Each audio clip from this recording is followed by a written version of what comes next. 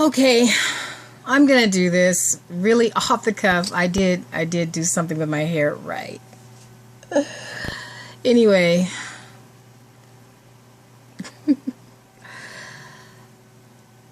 thank you for asking for the moderators to introduce themselves, because you're forcing me to do this. Thank you so much. I was gonna write something, and so instead of writing, everyone's doing videos.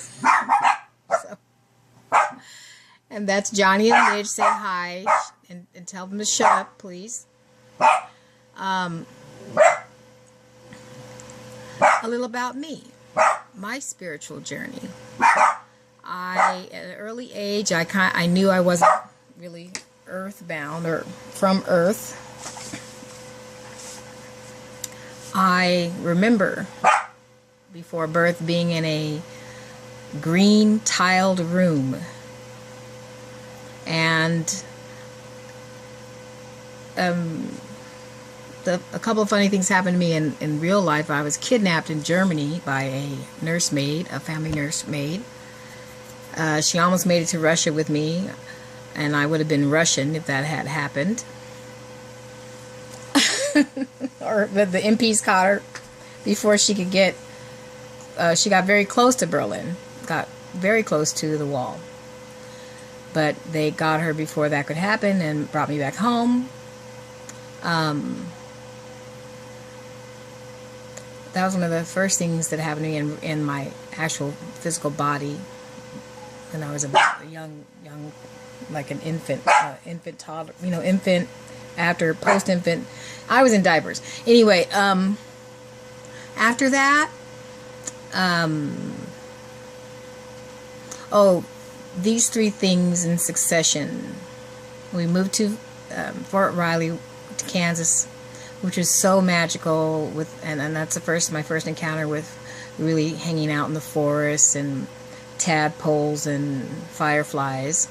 And I always find nature is an ecstatically spiritual experience more than any church. And I was raised Catholic. So that ritual, pomp and circumstance of Catholicism is in itself interesting, not so much what's attached to it. After that, I had a playmate who had, I think he was special ed. I think, what did you call it?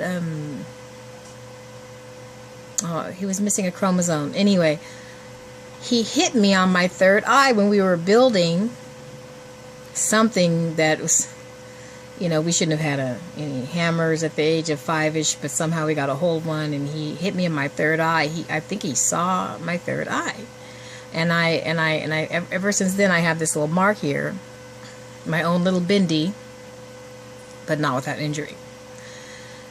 And after that, my sisters used to hide me in the closet because they said my eyes glowed, and to this day, they will not admit my eyes did not glow. Anyway, I know that's ridiculous, but it's like, really? You hid me in the closet because you thought my eyes glowed? What is up with that? After that, I think my real first spiritual experience was this dream I had that was a really waking dream, and every morning I'd wake up with a start because I was falling and falling and falling, and this dream seemed to go on forever until one day one night in the dream I willed myself to fall and hit, and I hit and something went away from me. I can't really describe what it was or anything, but I fell to earth. My crown is itching. Fell to earth and impacted, and so the next thing I remember is waking up one night and seeing a wolf in my window. My wolf spirit came to help me, to start guiding me. This is all around the age of 5 and 6. After that, it was pretty much Catholic school and the whole trying to fit in. And the one thing I discovered is I loved art, and I drew pretty well enough to win the prizes and stuff. And just having a very rich, creative imagination that really helped me survive a very dysfunctional household. That's another story in a whole different book, which we won't go into. So we're just talking about my spiritual journey right now. And those are the things that sustained me. This great imagination, this unwillingness to sort of attach myself to this reality, which I felt was an illusion from the jump. I just felt it. I am a very feeling person. I'm very empathetic. And I do take on a lot of people's emotions. And I'm always wanting to nurture and take care of people. That's always been part of who I am in the world. And I've understood this bardo, this incarnation, to be one of intense sort of non-attachment. And so I can really identify with Buddhist tenets, and read up a lot on Buddhism and sort of went, oh yeah, that's how I'm living in the world. This is what my life is. This sort of non-attachment to things. I lose things. I thought I was making progress. I had this beautiful scarab necklace that I used to wear, and it was something. It had a feeling for me. And one day, I was taking careful care of it, and then one day it was gone. Another thing about me is my attachment to nature, and I used to collect rocks, and I didn't really understand the meaning of rocks, and I would always look for the quartz, but I didn't really know why I was looking for quartz. But those are the ones I'd really go, oh, and the colored rocks. But I didn't know why. Then I started to learn about my chakras and crystals and the meaning of gemstones and various stones. And all this pretty much, I sort of kept me alive. It kept me thriving. It kept me from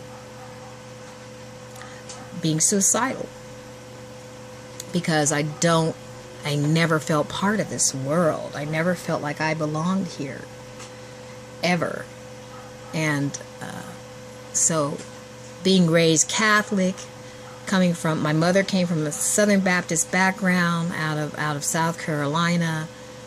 I couldn't, once I found out what the Catholic Church had done, and to basically proliferate, colonize the South Americas and Africa, and their involvement, I just, I can't be Catholic. And my mother's like, you're going to hell. And I was like, I can't, isn't this not hell? This seems like hell to me, and I'm sure it is, a part in a way, but in a deeper way, I knew that I've been sitting here for something to do. I'm on a mission here. I know that. And the thing is, I don't really know what the mission is, except for to stay in meditation and to anchor down light.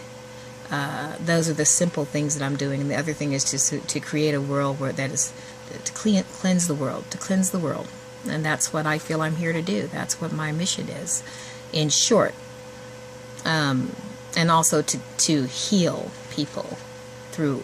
And I think my medium is creativity, art. So that's what I'm here to do. I don't feel I have a title. I don't think that I'm channeling I don't channel anyone. I'm not actively channeling anyone or anybody by name. I think we all have a value as far as our guides, our higher selves. Their identities are not the most important factors, but the gifts that we bring, that we give, are.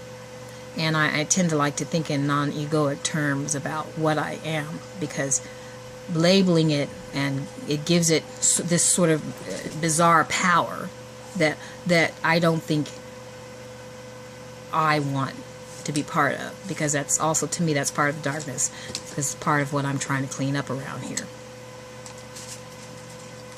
You know, in the most natural way possible, to give Gaia back her full beauty, and to help us to understand how to live upon this beautiful planet, if we're going to live here. And I mean, you know, and the rest of us, I mean, I understand there's just going to be some cleaning up going on, so, and then some, who knows, maybe we'll be taking off on ships.